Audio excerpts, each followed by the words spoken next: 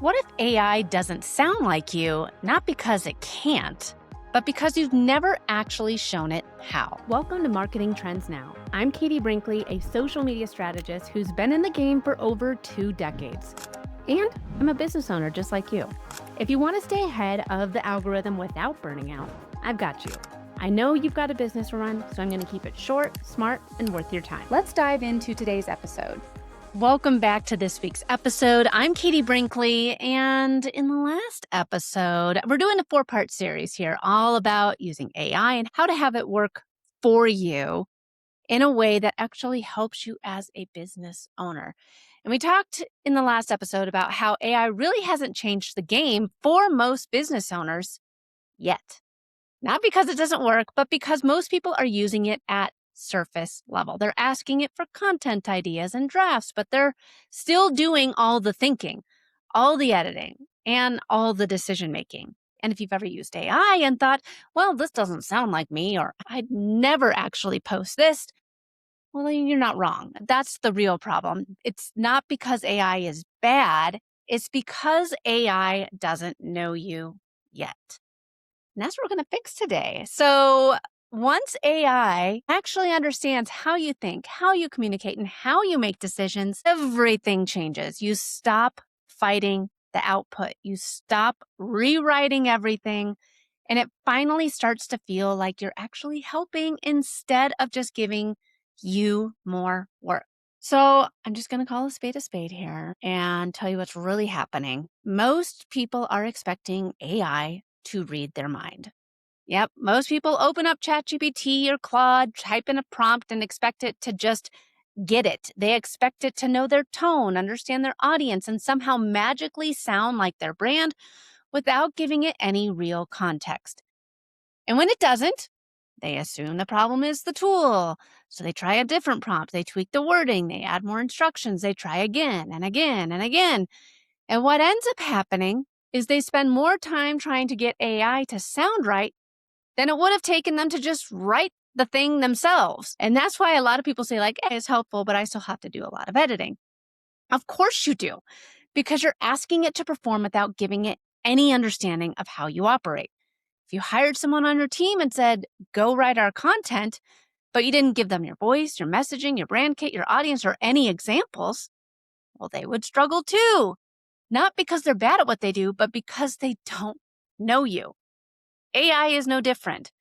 This is where I want you to change how you think about AI. Most people are focused on writing a better prompt. Prompt engineering. They think the secret is finding the right words to type in so that the output magically improves. But the real shift is not better prompts. It is better context, because prompts are one-time instructions. Context is what shapes every response going forward. If you're starting from scratch every time you open AI, you're always going to get inconsistent results. Sometimes it'll be different. Sometimes it'll be completely off. And most of the time, it feels very generic. In last week's episode, I said social media has been tough because everyone's all of a sudden posting a whole lot more and it all sounds the same. But when you start giving AI context about who you are, how you communicate, and what you care about, the output starts to align. That is the difference between asking someone once and expecting perfection versus actually training them to understand how you work. So before you try to get better results from AI, you need to get clear on something first. You need to know how you think. And this is where most people skip ahead. They want AI to help them create the content, but they haven't actually defined their voice, their perspective, their messaging in a clear way. So of course the output feels off. AI is pulling from literally everything on the internet, everything it knows, not from what makes you different. If you want AI to sound like you need to define a few things. You need to know exactly what your tone is, not what you think it is, but how you actually talk. Are you direct? Are you conversational? Are you more strategic? Do you tell stories? Do you challenge people? Do you simplify things? You need to know who you're talking to, not a vague audience, but the actual person you're speaking to. What are they dealing with right now? What are they trying to figure out? What frustrates them? And you need to know what you believe. What are the things that you say that other people don't? What are your strong opinions? What do you push back on? This is your brain. And if you don't define that, AI has nothing to work with. Once you have that foundation, the next step is simple. But this is where most people still don't go far enough. You need to show AI what you actually sound like. Not just tell it, show it. This is why it's great if you have a podcast. Yes, it takes something that you've written that you love, a post, an email, a podcast script, something that feels exactly like you. If you have a book, that's another great thing. Something where you read it and say, yes, this is how I talk. Give that to the AI. Then take something that feels completely off. Maybe it's something AI wrote for you. Maybe it's something you've seen that feels too polished, too generic, or just not your style. Give it that too, because AI doesn't know what good, quote unquote, means to you unless you show it. And it definitely doesn't know what bad looks like unless you call it out. Once you start doing this, you are no longer just hoping that the AI gets it right. You're actually teaching it. And that's when the outputs start to change. This is the moment that most people are trying to get to, but they skip the steps that make it possible. When AI has context, examples, and a clear understanding of how you communicate, the output starts to get closer. It's not going to be perfect, but close enough that you're not rewriting everything. You're just refining it. And that is a completely different experience because now, instead of spending 30 minutes trying to fix something that feels off, you're spending 10 minutes making something that already feels aligned even better. That's when AI actually starts saving you time. That's when it starts to feel like it's supporting you instead of slowing you down. And remember, today's episode is part 2 of this 4-part series about how to get AI to start helping you as a business owner. Stop just giving it generic outputs, treating it like Google and expecting magic.